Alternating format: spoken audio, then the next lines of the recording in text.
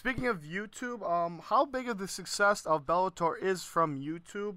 And because most of the other MMA companies take off their material off of YouTube because of copyright issues, do you Right. support YouTube for Bellator? Here's what I think. I think that the success that we enjoyed from a viral perspective last year was due to the fact that I had a terrific team here in Chicago, based in Chicago, handling my marketing, handling basically the entirety of the viral integration of our brand to consumers. That's a group here called Alpaytac Marketing Communications. Um, they came up with a strategy which I agreed with 120% and which we're sticking with, which is we're a relatively new brand. And even though we now have this enormous new television alliance, when you're trying to build a brand, you want to get content into the hands of consumers.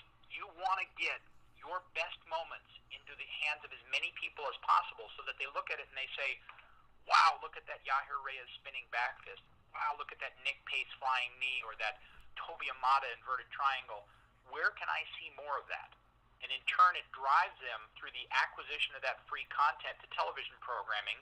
Your ratings go up. Your sponsors become happier. You're able to get greater revenues out of sponsorship and or television licensing fees. I mean, it really, there's a method to the madness. There was an intent to disseminating that content out there for free. There was an intent to putting the greatest moments we had up 30, 40 minutes after they occurred so that any fan anywhere in the world could get at them. And it worked really well for us. And it will continue to work really well for us.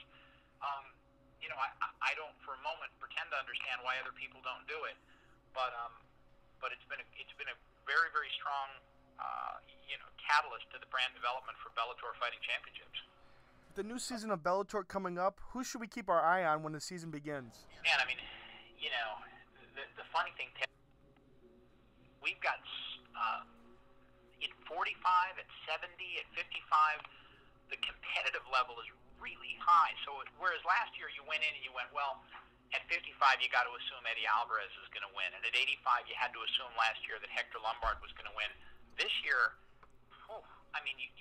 there's an awful lot of guys to watch and some dark horses to watch. I mean, we've got this 170-pound division that includes Ben Askren, who is arguably the greatest American wrestler over the last 10 years and was on the U.S. Olympic wrestling team in China. We've got Dan Hornbuckle, who by many people's accounts is one of the top 10 welterweights in the world and just an unbelievable athlete with tremendous striking power in his feet and his hands. We've got Steve Carl, who's an amazing fighter at 12-1. And then you've got dark horses like Jacob TikTok McClintock, who's just a Brazilian jiu-jitsu freak out of Arizona. Judo Jim Wallhead, who is the #1 free agent at welterweight throughout the entirety of Europe, who we signed. Really solid fighters who any one of which could win our welterweight tournament. Same thing at 45. So you got guys like Joe Warren at 45, who's a 3-time Greco-Roman world champion. Second fight in his career, he beats Kid Yamamoto, who was #1 ranked in the world at the time. So Georgie Karkanian, Bao Quach, Wilson Hayes, a lot of good names, awful lot of good names fighting for us this year. So from a tournament perspective, I don't know. I mean, there's probably four favorites per 8-man tourney. That's how strong it ended up being. We got really great fighter response and manager response of top tier guys wanting to be involved in this tournament and in this company. So it's going to be from the opening bell. It's going to be good. Beautiful.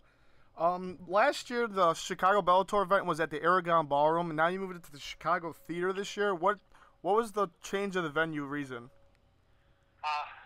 We formed a partnership with Madison Square Garden. We formed a promotional partnership with Madison Square Garden, and MSG has two entities, two different locations in the country in major markets. One is the Chicago Theater here, and the other is the Wang Theater in Boston. So we structured an alliance with MSG, first of its kind promotional partnership, to put 2 events here in Chicago and 2 events in Boston. The Chicago Theater obviously is this venerable, magical, kind of old school, brilliant facility, where some of the top entertainment acts in the world have performed over the years and continue to perform every week. So the opportunity to have our show on Fox and NBC and Telemundo at that kind of a facility with that kind of history and that kind of look. I mean, the dichotomy is magic. You got this old school, oak-laden, beautiful facility, and you've got the fastest moving, most aggressive, most current sport, fastest growing sport in the world playing in it. So for us, it was just a no-brainer. It was a spectacular location. It's right in the middle of the city. I mean, it's 3 blocks from our office. It was just a win-win-win on every front. Gotcha. Speaking of your offices are located in Chicago and Los Angeles, but you're based in Chicago. Why did you pick Chicago, and what do you like most about Chicago? Oh, what do I like most about Chicago? Where do I start? The restaurants, the culture, the history, the flavor, the soul that the city has. There's a few magical places in this country that really, genuinely, as cities, have a soul and a personality all their own.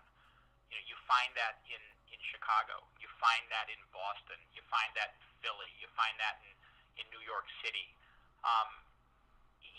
It's one of the truly great American cities. I've been here now for a number of years. I call Chicago home. My wife's here. My 2 stepkids are here going to school. It's just everything about it, from the theater to the entertainment to the sports teams to the Cubs, the Sox, the Bulls. It's the greatest restaurants in the world. Spring and summer here are as amazing as spring and summer anywhere in the country. Mm-hmm. It's a terrific place. To say nothing of the fact that it is a hugely important media market, and it's right in the middle of everything. Literally, you can jump on a plane and in 3 hours and 45 minutes you're in Los Angeles. In less than 2 hours you're in New York. You can be in Miami in 3 hours. You're right in the middle of everything that goes on in this country, and yet you're still part of it because Chicago has such a major presence. So it's just a win-win-win. Gotcha. Bjorn, thank you again for your time, and I hope to see you at the Chicago Theater for the first rounds of Bellator events. Yeah, it'd be great. I can't wait. I'm as excited about